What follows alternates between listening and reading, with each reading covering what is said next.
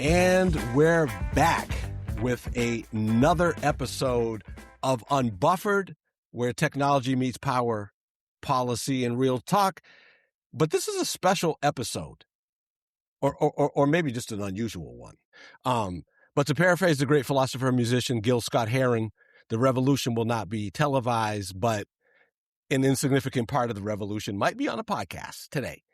I'm Sean Gonsalves. I'm the Associate Director for Communications at the Institute for Local Self-Reliance Community Broadband Networks team, and I've taken over host duties this week. How? Why? You say? Well, when I introduce our guest, you'll understand. So let me get right to it. First, we've got Matt Rantanen. Welcome to the program. Matt is let's see. You're the board president for Waskaweewin. For 2 decades, you were or are the director of technology for the Southern California Tribal Chairmen's Association and its Tribal Digital Village initiative. 2.5. 2.5. Yeah. You're on like a million boards, like Tribal Broadband at Golden State Net, the FCC's Native Nations Broadband Task Force, the National Congress of American Indians Technology and Telecom Subcommittee, and on and on. Word on the street is he's a cyber warrior for Tribal Broadband. Oh! And he co-founded the Tribal Broadband Bootcamp along with our other guest, Christopher Mitchell. Christopher Mitchell's here. He is Tribal Broadband Bootcamp co-founder. You're serving now as the treasurer, I believe, on the board of Waskaweewin. Attempting to. There we go. You were honored by the Public Knowledge with its Internet Protocol Award in 2021. And that's it. No big deal. Technically, he's my boss, the director of Community Broadband Networks Initiative, where you let me adopt the baby you birthed, communitynetworks.org. Dare I say the nation's go-to clearinghouse that tracks community-owned networks. Sports photography is your side hustle. I don't know a lot of people know that necessarily. And of course, you're the host of this podcast, Unbuffered. Welcome. Yes. No, I'm so thrilled to be here and not having had to prep. First. Exactly, right? Like he prepped, right, Matt? Yeah, right. So what I thought we would do in this show is, because there's just a lot of fascinating things going on and some cool stuff coming up, which is to go into the origin story of the Tribal Broadband Bootcamps, talk a little bit about a new resource that we put out that is an unbelievable census of tribal networks across the nation. Talk a little bit about the bigger picture, maybe a little bit of policy and funding stuff, and then we'll close with kind of what the Tribal Broadband Bootcamp model is and kind of like what's coming up. So let's dive into the origin story. And Matt, let me just start with you. So the Tribal Broadband Bootcamp grew really, as I understand it, out of conversations kind of about building around the Internet Society's Indigenous Connectivity Summit. Take us back to that moment in what was it, like 2021? It was 5 years ago. 5 years ago. 5 years ago. That 5 years. Talk about like what that spark was and who was in the room at the origin of this.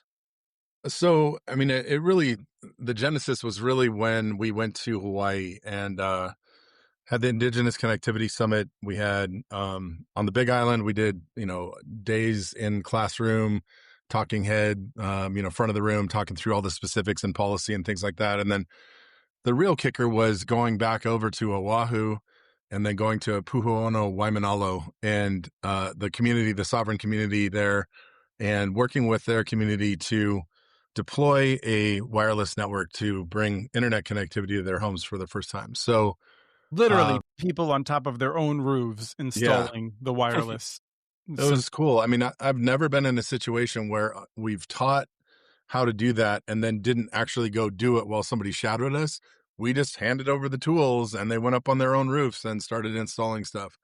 And that was sort of groundbreaking, I think, in my mind, because it's the first time the community's ever taken over the project. And so I thought that was a shift in, my experiences for the last, at that time, like 20 years with the Tribal Digital Village Network, where we talk to people about it, but then we go build it ourselves. And I think, there was a lot of lessons learned in that one. How to and how not to engage a crowd, how to put them to sleep, how Yeah, to avoid right. putting them to sleep. Well, we're actually going to get into some of that. Actually, because I want to draw that out a little bit. But let me bring in Chris real quick and ask. Well, let me just say, so the bootcamp's founding philosophy is really about like creating this space where tribes can share experiences with people that are really doing the work, like literally digging in the trenches, and at the same time have like these organic conversations about like the opportunities to learn from each other. How did you figure out, and Matt, you can join in as well, but how did you figure out, Chris and Matt, the format that was like the right one? Like, what did those early boot camps teach you about what tribal broadband practitioners actually really needed? So I feel like it's worth noting that as we were deciding to do this thing, it started as a series of conversations. Spencer Sevilla, me, Matt, a couple other people here in there, Sasha Meinrath. And I don't know. I felt like it was one of those things. Like, we have ideas and we're like, all right, this is cool. In the back of my head, I'm like, never going to happen. Like, who's going to give us some money? How are we actually going to do this thing? Like, just like the legit, I've never run an Who has event the before. time? Yeah, like exactly. Like, oh yeah, with what time? But like, it was kind of it was an idea we thought would be really valuable. So we're playing with it. And Mark Buell at Internet Society says, this is valuable. We're going to do it. And we're We'll going pay to, for it. Yeah. they're going to pay for it. And so I feel like they called our bluff, and we started putting together like what we learned. Matt and I really got to know each other in a series of events. Many of them the same event every year, which was like run by David Eisenberg. David Eisenberg did the Freedom to Connect. Freedom to Connect, thanks, among other events that were just very well put together events. So Matt and I have a high standard, and we're like, we're going to have this event. But really, it was kind of like, we're going to get people together, we're going to put them in the room, and magic will happen. It was the underwear gnomes from South Park, but it worked. Like, stage 2 was literally a question mark. We had some ideas what we wanted to do. We knew what we did not want to do. We avoided that. And we had magical people that joined. I mean, the people that were there were the right people. And it gave us confidence to make sure that we were always having the right people in the room who wanted to give, who weren't trying to build like a kingdom that they could defend and then like a bureaucracy that they would not share with others, but people that wanted to share knowledge and build stuff together. And that is really the majority of our success, I think. And then we've imposed other things we've learned along the way. Yeah, that's exactly true. I mean, we've had some really great examples over the years of really prime learning spaces and interactive spaces where we had the opportunity to, just engage, participants, get into deep conversations, have long break times where we could carry off a conversation out of the room, over wonderful food, good atmosphere. So Chris and I learned really well from those experiences. The Indigenous Connectivity Summit showed us some key things that were valuable to bring to the communities. And then it really was just really kind of our gut on like, how to order it. Chris is good with an agenda, how to kind of keep the workflow going.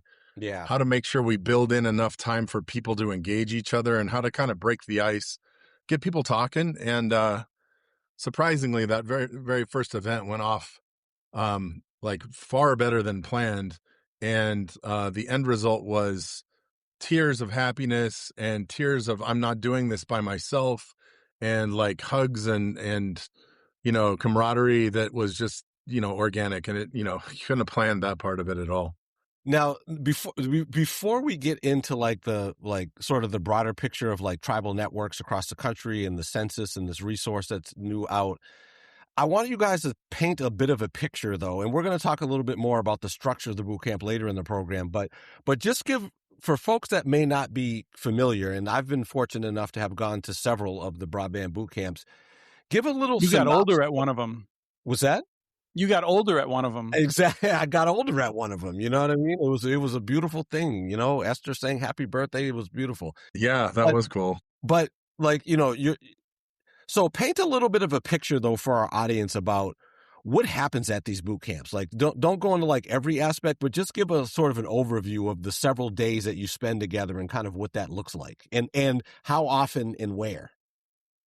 I'll just go quick, and then you can fill in, Chris. One of the most obvious things that happens is everybody shows up and goes, "Wait a minute, this isn't a conference." And it's like, I'm not experienced in this space. This is truly a boot camp. We're on the ground. We're in the dirt. We're in a tent. It's hot or it's cold, and we're having to experience the elements.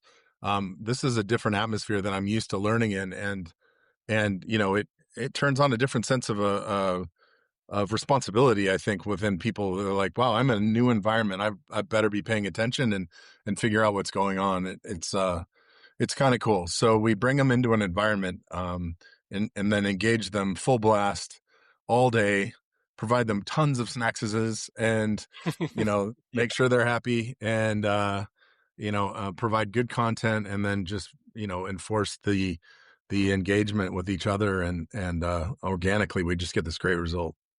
Yeah, because of partners like Merit, and now with several of the tribes that have long operated networks, and I'm always afraid of forgetting some, but like folks like Mohawk, Tanoatam, Hoopa Valley, there's many tribes that have helped out in Gila River, and that have contributed their own, like their people, personnel, equipment. So we actually have a working fiber network wherever we are. That might be in a casino ballroom if we're on reservation. It might be in a community center on reservation. About, I don't know, between a third and a half of them have been at Matt's Ranch, where we have a broadband playground now that is, I mean, literally have, I don't know, 5 or 6 different legs of fiber, quarter mile of conduit, and more than that now even buried. We have an aerial area that the Enza Electric has put in utility poles, showed us how that works, wireless tower, all kinds of things that are the real world with real tools, and we build real networks that really transmit data. Calix has been a partner that has allowed us to have an E7, which is like the brains of a passive optical network. And so we have a splitter. We can literally show people how to turn on devices, turn them off, and manage them. We do all of that sort of stuff. We cut a live network and then have a technician splice it back together. But then we also go into digital equity with DaVita, and DaVita making sure that we're talking about what happens when the network is lit up or when the wireless is working, making sure that people, how do they get devices? How do they get training? Where do they go to have their questions answered and things like that? So I'm trying to bring together people that are doing this work to meet other people. And now the people who are attending, the last thing I'll say is like some of them are like a lawyer from the tribal leadership, people that are working in outside plant, people that are working on the phones on the inside, administrators, people from the library system or the education system, people that are just trying to figure out how does all this come together and what do I need to know to make sure that the people on my reservation or, in the region that I'm in are well connected. Right. I mean, my impression, having been to a few, is that, kind of to Matt's point about it not being like, oh, this isn't like a conference, is like how hands-on it is. It's incredibly hands-on. I mean, just the times that I was there, I mean, like doing crimping and splicing, and splicing and having different stations where you're doing these kind of things. And then, even at one point at Matt's was, I guess, about a year or so ago, where you rolled out the tractor and, cut a fiber line, and then folks had to fix it. I mean, so it's super hands-on. And I thought also, Matt, you kind of undersold the snacks, because I would say that it's a little bit snacks more snacks. And any manner of hydration. We want people to stay hydrated. Yeah, exactly. We do cater we responsibly cater it. That's right. Put it that way. Right. When we're on res, we always try to make sure that like it's local caterers. We try to make sure the money's staying local. When we're at Matt's, we've had some caterers that were local. They've actually moved away, but they come back to keep catering this event. They enjoy it. We love it. And so we have great folks. And then, Sarah there on the ranch is often running to pick up our lunches. Because when you're in the middle of the desert, it's not easy to find lunch, it turns out. And I would say you'll be full and your palate will be pleased. Now, running parallel to these tribal broadband boot camps is really a movement across Indian country to expand internet connectivity, and that's so. I want to transition a little bit, and Chris, I'm going to come to you on this census that Jessica, our senior researcher, has put together. It's incredible. So we've got this updated 2026 census of tribal internet networks. And for me, the headline is sort of like finding that like the number of active networks has doubled since 2020. I mean, that's amazing. What do you think is driving that surge? And as you talk a little bit about the census and yeah, what do you think is driving that surge as you talk a little bit about the census? Well, I do want to say this is remarkable. Calling it a census undersells it. This is a one document long, beautiful, beautifully presented explanation of what's happened in Indian country around internet access for the past 30 years. And then it ends with this census. So, and it builds on the work started by H Trossel, for people who remember, who worked on our team for a long time and continues to do good research. So this is such a great culmination of this all. So, I mean, I think probably also helps. It also builds on. We should probably mention Revity, who did some work in this area as well. Yeah. In the interim between Jess and H was Revity, who did really great work and is now doing work at Benton. Thank you. Just struggling. It's Friday afternoon as we're recording this. It is indeed. But the thing that I'll tell you that I'll never forget is that there is a lot of inspiration in Indian country. There's just a lot of folks who are recognizing that they don't need to wait for some person off res to come do this. And they don't need to wait for AT&T. They don't need to wait for the local wireless guy who may not be familiar with the local rules, regulations, and culture. They can do it, and they can take a major step towards digital sovereignty by doing it. There's so many good examples now. I think that's what's creating it. It's the energy on the res that is pushing this and leading it. Now, the federal government has also helped. And so I'll just say that quick. The federal government just has documented how it has done some things that are boneheaded and step back here and there, but it's really done some great things in terms of making money available directly to the reservation, to the tribal government, not forcing them to go through them. It's made sure that the sovereignty is recognized. And so, there's a variety of forces that are acting together on it, is what I'd say. But, Matt's lived it for 25 years. So. Yeah, right. And so I reviewed the census this morning, and it's a great document. I think it's really going to help folks better understand what's happening in Indian country, specifically in regions and areas that they want to know more about. And by the numbers that I was reading, it looks like we're actively headed towards 200 networks out of the 576 nations, which is sort of a monumental event. And the federal government has injected some dollars to the tune of about $3 billion, give or take, and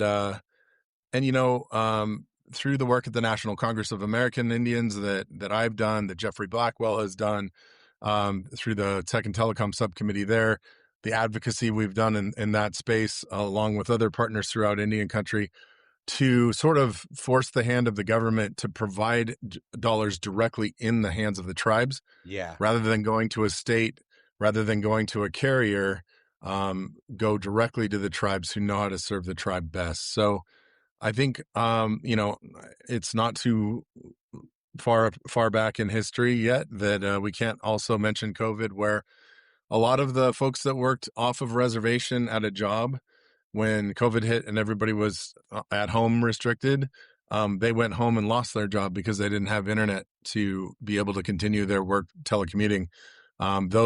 Those coworkers that they had that went to their suburb neighborhood that had internet kept their jobs. So it was a real eye opener. We already knew we didn't have internet in reservation space, but it was a real eye opener that there was yet another, big hit to be taken by not having that in place. So it was very much a catalyst to get things moving. A lot of champions showed up during that timeline within the communities that embraced broadband and sort of drove it internally at each of the reservations, drove it up through the government of the tribe, and forced it to be a priority. Yeah. Now, I was going to ask you actually, what does this pipeline tell us about where tribal broadband is heading over the next 5 years? But you pointed at it. I mean, 200 networks is significant. like with 90 active, there's like 50 more in like with funding to build, and then there's 60 or so, I think, about in the prospective stages. So now the census frames tribal broadband, and I want you guys to talk about this, not just kind of like as like an infrastructure story, but as a real exercise in network sovereignty. So like, what does that mean in practice? Like, how does it shape the way and I should say, what does it mean in practice, and how does it shape the way the boot camps are designed?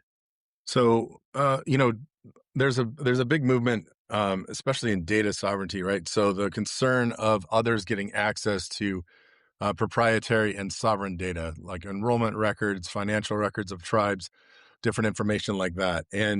Um, and so, the focus initially was on data, but the reality is, the ownership and operation of the system that moves your data around, from point to point, where you house your data, where that lives, who controls it, and then the rights that data has when it is from a sovereign nation. The argument is made that it does not matter if data from a tribe lives on an Amazon AWS server. It should have inherent sovereign rights because it is sovereign. Remember the old movies in like the 80s and 90s where they were like, I have diplomatic immunity. My diplomatic pouch cannot be touched. It's very similar to sovereign data, right? That's That is the correlation there. And so tribes are trying to make sure that there is language, there is legal precedent, there's structure to be able to say that sovereign data is sovereign data. It does not matter where it lives. It retains that authority, and then controlling those networks that move that data around, that encrypt that data, that house that data, gives you peace of mind as well as control of the sovereignty. Now, Chris, you want to like weigh in on kind of like network sovereignty and what and specifically how does that inform the boot camps and how they're designed? Yeah, this is something that I'm still learning a lot about. I mean, I've been admiring the work that Matt had done for a long time. I've been admiring the work that others had done. Valerie Fasthorse. It took me 5 years to get an interview with her. Finally, Matt helped out with that. Finally, but I'm nowhere near an expert on Indian country, and the way that I think about it, and I think it's useful to note that we try to think about this very clearly, not just in terms of the boot camps, but also this wider question, because Matt and a few other people, myself and Todd Hoskins, created Waskawiwan. Now, Matt and Todd did all the hard work, but Matt, I think you just want to briefly describe what Waskawiwan is, because it plays into my answer. Sure. Waskawiwan, the word is Cree, which is I am a descendant of, and it is the act of being active or in motion, which we are very much active and in motion in this space. I can't tell you how many decades I sat around listening to people talking about the problem and not building solutions, right? So we're about building solutions, solving the problem, not talking about the problem. So Waskawiwan was created to really give a parent umbrella to the boot camps and other efforts that we'll be migrating into in the future.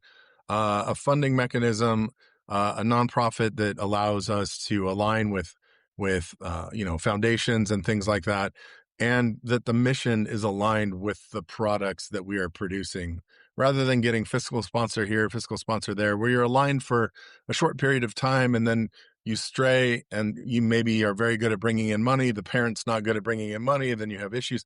I mean, there's a lot of things like that just complications where, you know what, let's just do a nonprofit that is aligned with this mission and let's just go with it. Yeah, and we wouldn't be here without the work of the Institute for Local Self-Reliance. Myself, my time. I did a lot of it in personal time, but also some of it on ILSR's time. That's and so it's important, but it was important to us that ILSR didn't own it, and that it is rooted in Indian country on a board that is mostly made up of enrolled members of tribes. And so to get back to your question, which I don't remember the question as well as I remember the answer, but this question of what are we doing here? Like, I do feel like for me, it is this, and I remember talking with Mikhail Sundust about this at Tahanatham when we were down there for them hosting an event, is that I think there's a sense that that Native peoples are not technologically savvy, and that's crap. Whether it's irrigation is an obvious one, but I mean, if anything, Native peoples have proven that for thousands of years they've used technology appropriately in their area, sustainably. That's why they're still there. And so, what do I think about? I think that like as this new information technology kind of moves across planet Earth and is developed by in different ways, the goal is that these sovereign nations are able to interact with technology on their terms, and they don't have terms imposed on them. And that's how I kind of think about it. And, in terms of how we structure what we're doing and everything else, is that we have this idea that everyone has something to learn, everyone has something to teach, and so it's really fundamentally about making sure that people are sharing tools that they've figured out and discovering new tools together, and just sharing that knowledge at our events. Quick correction or course correct. Mikhail Sundus, a Gila River Indian Gila River. community member, was attending at Tahana Atum, but then also did host us at the Gila River Indian community. That was one of the boot camps that I attended. It was amazing. And the work that and just, and of course, even their network is, I think, at least at that time, was getting ready to, or had been starting to serve folks outside of the reservation as well. I mean, so. Yeah, GRTI has done a wonderful job, the Gila River folks. That technology is great, and they've put a lot of money into digital equity to make sure people can really use it, get their questions answered. It's a real model. Now, one of the things that kind of caught my eye about with the census was things like highlighting the Morongo Band of Mission Indians as an example of why this work is so important. I mean, waiting 8 years for, I think it was Verizon, to bring service to the reservation, even after they had gotten funding to do it. How can you guys kind of talk to how common that is and what that it's tells really us about why community ownership matters? Yeah, it's really unfortunate in that case. They border Interstate 10. So from Los Angeles to Phoenix, they border one of the biggest corridors in the Southern California to the southern states, which has fiber running down it. So it's not like there was no resources there to actually deploy. It was just to get engaged with a carrier, an ISP that would actually serve their community, because in every situation, the tribe does not have enough homes to justify building infrastructure to the region. They would never recover the middle mile cost in the long run to build to the number of homes that are on each reservation. So there has to be some sort of subsidy or offset to that upfront cost to get them there. In the case of Morongo, they were right next to the freeway where the assets were. So in that case, it's really like the ISP or the carrier of choice in the region just chooses not to serve them. And it took a long time and probably some political pressure to get that to happen.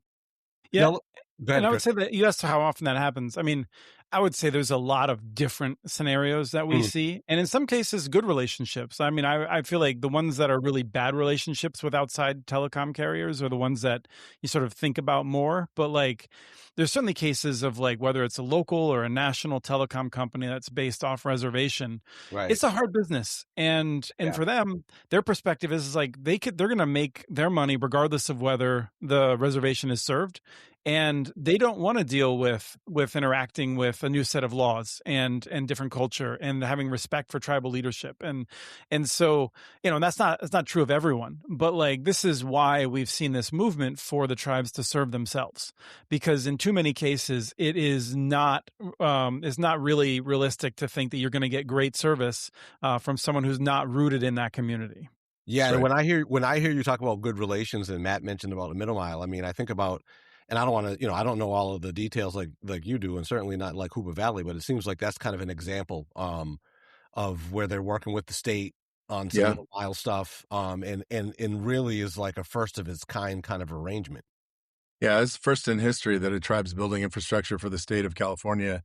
The Hoopa Valley tribe, the Yurok tribe, the Shumash tribe, the Karuk tribe, and the Talawadini Nation are all building sections of the infrastructure for the over 8,000 miles of middle mile that California is currently building. So they're joint build partners with the state of California. And, I think this might be the future. This might be the future in that tribes become, or they have grown businesses on their reservations to the point where they are scalable to go off reservation in a multitude of capacities, right? Whether that is to serve last mile down the road, or that is to build middle mile infrastructure for the state that they happen to be in, There's a variety of things that now they are becoming the experts specifically in their region, managing operations and maintenance on those routes because they're local, regionally placed with expertise. I mean, there's a variety of things that are happening now that we've not seen ever. Now, let's just spend just a couple of quick minutes before we talk a little bit more specifically about the bootcamp model, with just to tease out a couple of the policy and funding stuff that's kind of a part of all of this matrix here, which is, so as I understand it, so the Tribal Broadband Connectivity Program is sort of like, one of the central funding, federal funding programs that are, helping tribes to build out. Now, the demand though was like way higher than the needs. I mean, I think there were like $9 billion of like applications, but there's only $2 billion in the pot. So there's, and that's been spent at this point. I mean, there's some money left over. It's deeply frustrating that actually the Trump administration pulled the rug out from several tribes that have been told, not just ones that have been working toward receiving the money, but they had been told they had received the grant after all, putting in tens, hundreds of thousands of dollars, tens, hundreds of hours of work. And that money's just sitting there as we wait for the Trump administration to quote unquote streamline it, which I don't know. A lot of us don't really expect any real benefit. We expect the rules to change in ways that favor DC, not in DC and the friends of the Trump administration, not in ways that will benefit the tribes. But most of that money, the $2 billion, which turned into $3 billion, that was spent. And is like Hoopa Valley, for instance, is nearly done with their build with that money. So that is in the past tense for a lot of it. I don't know if it's most. And Chris, what would you say? Given the current like political environment, how realistic would you say it is that or that funding can be retained, and like what are like the levers that advocates like have? I'm deeply concerned that we will see this NTIA when it comes to the BEAD dollars. There's a dynamic that we have not written about because we're still trying to like actually figure out what all the evidence is. But it seems like there's a dynamic in which, we do know that many of the highest cost locations to build to are on reservation, right? For reasons that we've talked about, high middle mile costs, very rural area, not a population density that can support the network on its own necessarily over time. And the Trump administration wants to turn all of that into satellite connections. Now, tribes being sovereign have a say in this and what technology is used on their land, and they've been resistant. And I think a lot of us are afraid that the money will just go away rather than being used in the way that the tribal nation wants. Right. Yeah, we're concerned that the previous iterations of this funding was able to build out, infrastructure, underground fiber, aerial fiber, and a combination of wireless and things. And this is all being pushed towards, low Earth orbit satellite, which is not a solution for all. And it is probably going to go away from actually building serious like infrastructure for the future. So speculation, but speculation with some information from some, insiders and some people that have been in the space and that are very worried as well. Now, just as a quick little side note. So, because I know like in the census, it talks about how like the 2022 E-rate rule change that like extended eligibility for like tribal libraries and have you, like, I know that was a big deal for the Pueblo of Jemez, I think, but like you were part of that fight, Matt. Just talk a little bit about what it took to get there and like what it means for communities on the ground. Matt's hair was measurably shorter when you started this fight. Way less gray. Full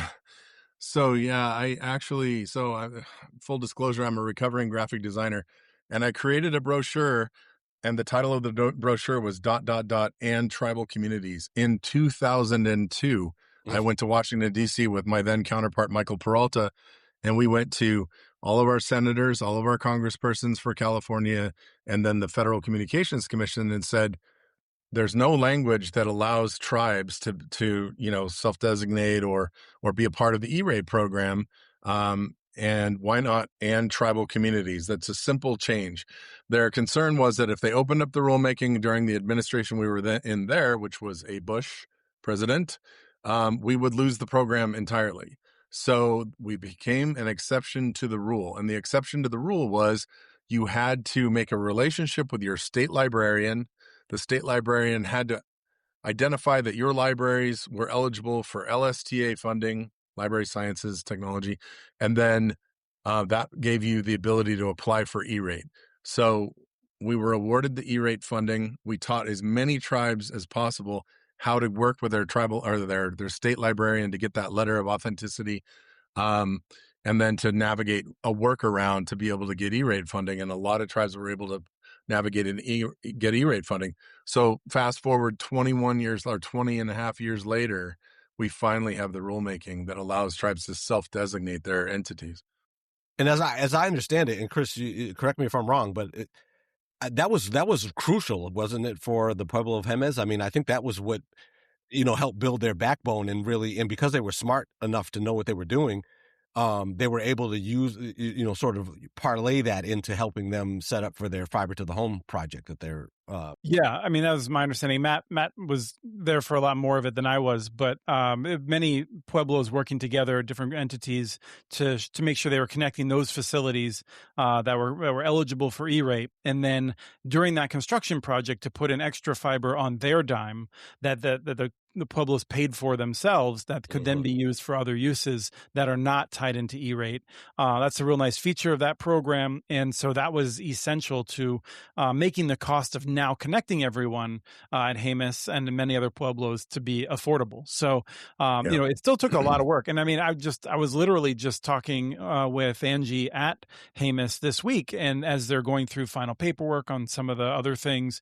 And so, for a lot of these programs, it's like, oh, we could connect this number of people, but there's still an issue, right? There's still a challenge. And then once the network is available to everyone, all right, well, do we have devices for everyone? And do we have the training?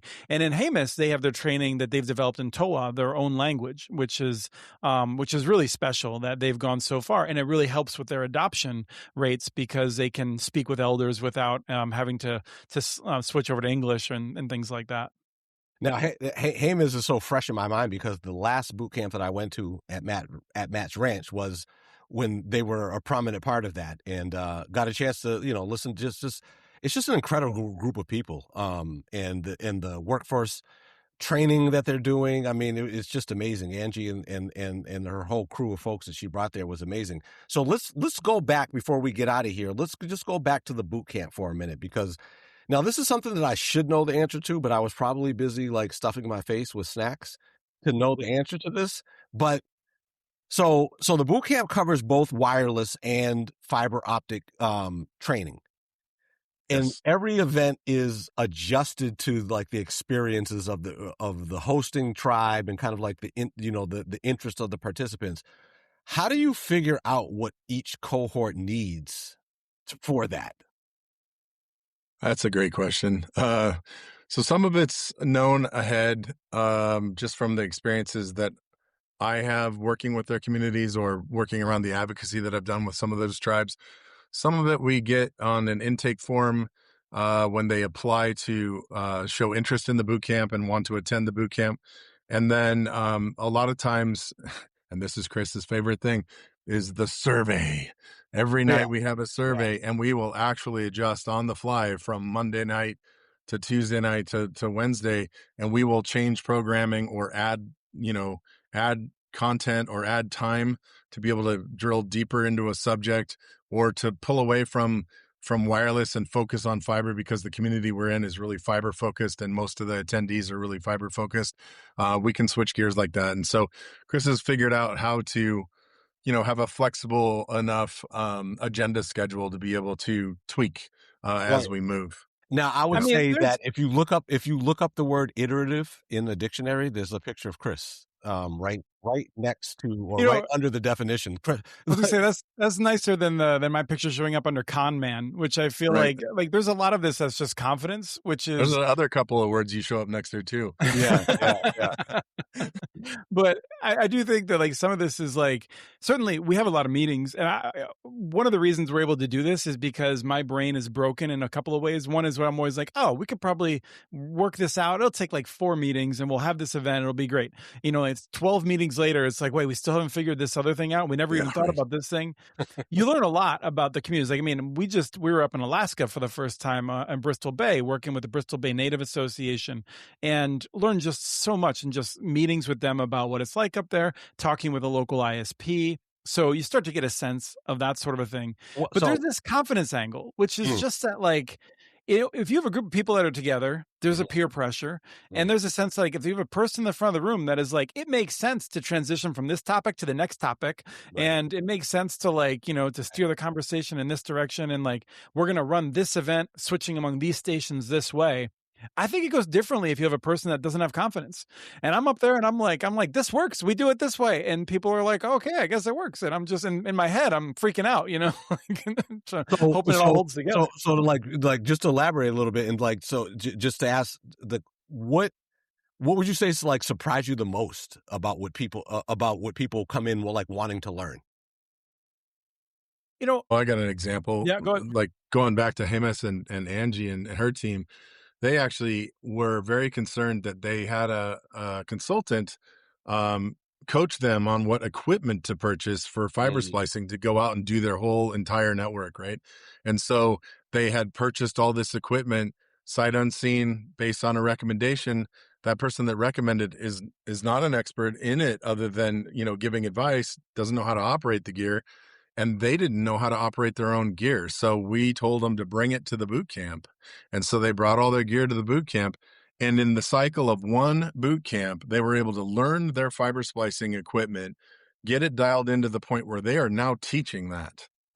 So that was a big kind of a shift and we were like, well, I guess we can be the people to show you how to use your gear. And then, we're going to take advantage of you once you learn it, because, you can teach others. so let's go, Chris. I'm gonna you can probably wrap your answer into this because bring this thing in for a landing here in a few moments here, but kind of like just thinking about like looking ahead. And I was interested to you, Chris, from ILSR's vantage point, tracking community broadband networks across the country. What makes the tribal broadband movement, for lack of a better term, distinct from other community broadband efforts, would you say? I think the challenges that it faces, I mean, it's not easy for a municipality, let's just say like a city in Iowa, to decide to build a network, but there's a process, there's, a stability, there's a sense of how to approach capital markets because they have authority to bond. And then you take that into Indian country where there's usually less in terms of capital available. They're not able to borrow because the land is held in trust by the federal government. They can't just access the same sort of financial instruments that a municipality can. You have potential changes in leadership that come with any community where there's a lot of hardship and challenges. Things can so you have local politics plus Mm, the local politics potentially of communities under hardship, mm, and so you just have additional challenges. But on the other hand, you have the sense of people are used to like figuring things out and they're not as intimidated by it to be like, okay, I got to figure out how this thing works. I got to, we got to make it work. We're going to do that. And I don't want to, I always hate feeling like I'm going too Pollyanna-ish on this, but like there are local politics that are crushing. We've seen corruption in cities, seen corruption in tribal governments, seen sexism, like it's just, mm. you see it in industry, you see it in government, you see it on the reservation. Like it's frustrating. And but it's a reminder that like we're all deeply flawed as human beings, I feel like, and just, you Mhm. see that across as you work. And it does actually destroy stereotypes the more you work with different groups of folks. And what do you I'd say think? Yeah, well, just give go me ahead, one man. second, Sean. We have a culture at the boot camps that tries to break down some of that, historical, stereotypical things that happen. So the sexism thing doesn't exist in our boot camps. It's a safe environment for Yeah, let me just, I anyone mean, just to be at clear, any like level. Matt and I are two guys talking to another guy, being like, yeah, we don't have any sexism. Matt and I go out of our way. This is incredibly important to us to make it clear that we want to hear about any of this. And if they don't want to tell us, there are other people. They can Mhm. talk to Jess, like there's a Right. number of women that would be available. There's, we try to make sure they could send a text, and I feel confident in saying that this is one of the most egalitarian experiences one can experience. For people who can't see, Matt is incredibly physically intimidating. And Matt and I are both the kind of people that, like, if we're confronted with a threat, we tend to like accelerate rather than decelerate. And so we have not had any issues. Like people that would like to create a problem just decide they'd rather create a problem somewhere else if they come across us. And That's right. it's been nice. But it's also a level of like, expertise too. So and Chris says this a lot about the boot camps, and I continue to try to remember this as I'm talking about them without him. And that is, it is a confidence builder. These boot camps are confidence building. So you're coming in with a knowledge level that may be very, very low, and you're leaving maybe not with the expert level, grip on everything, but you have a confidence that you can understand and build more to what you're doing. It's raised your level of aptitude and sort of engagement, and that's another part of the safe environment that we're speaking of, is that like there is no dumb question, there is no pecking order, there is no like, oh, he's an expert, I don't want, he knows too much kind of a thing. There's none of that. Everything is collaborative and everybody's working together and it's very supportive. Well, let's I think close it by talking about what's coming up. It's just funny. I'm just thinking about Chris saying Matt's kind of a physically intimidating person. It's almost like reminds me of Chewbacca or something like that. Yes, maybe. Maybe. Anyway, maybe Matt's right. Yeah, he just looked at him. Yeah, we are on a podcast where I can show you. Oh, who's that? Oh, there it is. There it is. We won't ask you to make the Chewbacca sound. That is my alter ego. They'll have to go to a broadband boot camp to hear it live and in person. Exactly. Now. So let's just close out with, so the next Tribal Broadband Boot Camp is coming up, I think, the week of June 22nd.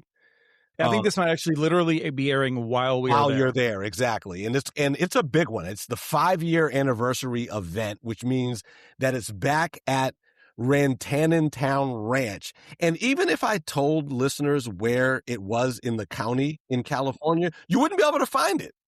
It's out there, and it's beautiful. It's secluded.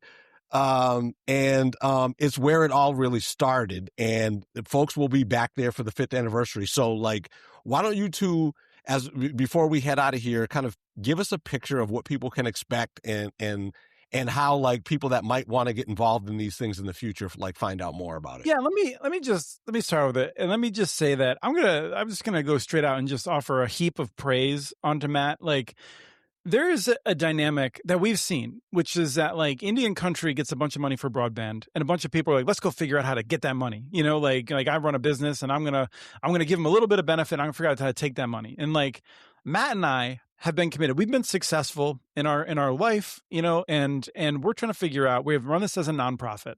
We try to raise all the money from philanthropy, so we're not taking money out of Indian country, and to do this work. Matt has done most of the work. In fact, he took time out today of working outside on his own time for the building the central office that we're launching for the first time here coming up. Matt has done significant amounts of trenching with his wife, Sarah, who's also put in a shocking amount of physical labor to be able to have these events ready for people. And so the first thing to understand, that it doesn't just happen. Like, it is because Matt, Sarah, a few other people that have volunteered their time or worked, for like well less than they deserve to be able to make stuff happen. And so it is just an event that it is hard to replicate, because you don't find people that want to put that kind of time in always.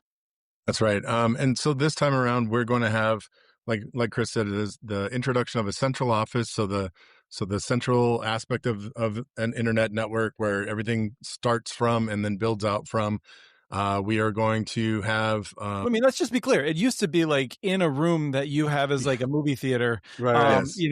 And now is rather than having people go into that garage, there's a half a trailer, and it has. Matt Peterson, who donated a ton of his time and effort, has built. We're running on direct current. It's like an actual working CO. It's not like a pretend. It doesn't have real air conditioning, but it's a real CO in all other regards. Yeah, and we have a horizontal boring demo. We have blowing fiber, pulling fiber, pushing fiber demo.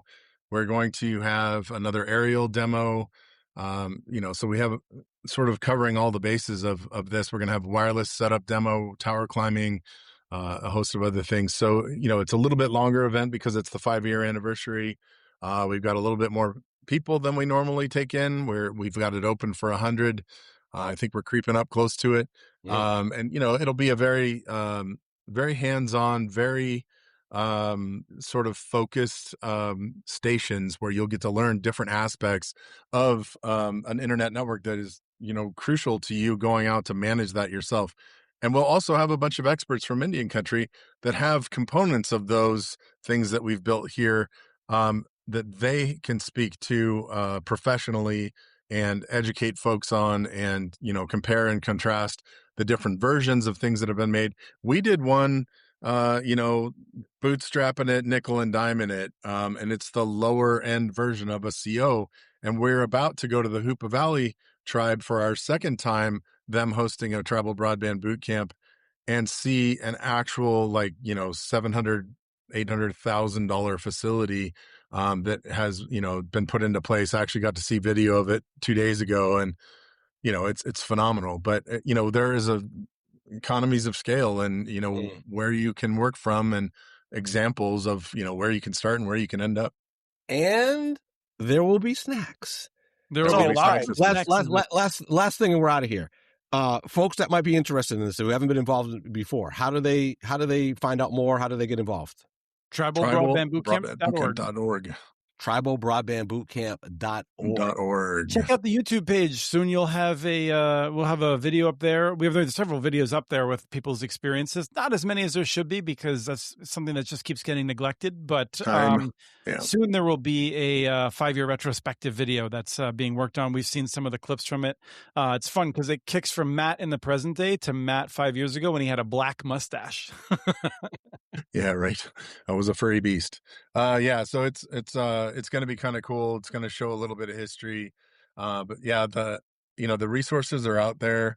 We're developing new resources every day. We're gathering up information. I mean, there's the census, there's all these different things that we're working to just kind of collaboratively make this a better space for Indian country to be able to build out their broadband networks. Well, I want to thank our listeners and our viewers for tuning into this rogue episode of Unbuffered. These guys, if you've got complaints, email them, and they'll be at the boot camp all week, and we can get to them. No, really, thanks for tuning in. This was a really fun episode. The Tribal Broadband Bootcamps are amazing. Thank you both, Chris and Matt, for joining us on this episode of Unbuffered. Thank you, Sean. Thank you, Sean. Thanks for listening to this episode of the Unbuffered podcast. We have transcripts for this and other episodes available at ilsr.org/podcast. While you're there, check out our other podcasts from ILSR, including Building Local Power, Local Energy Rules, and the Composting for Community podcast. Email us at podcast@communitynets.org with your ideas for the show. Follow us on Blue Sky. Our handle is @CommunityNets. You can catch the latest research from all of our initiatives by subscribing to our monthly newsletter at ilsr.org. While you're there, please take a moment to donate. Your support in any amount helps keeps us going. Unbuffered is produced by Christopher Mitchell, with editing provided by me, Jordan Pittman. Until next time, thanks for listening.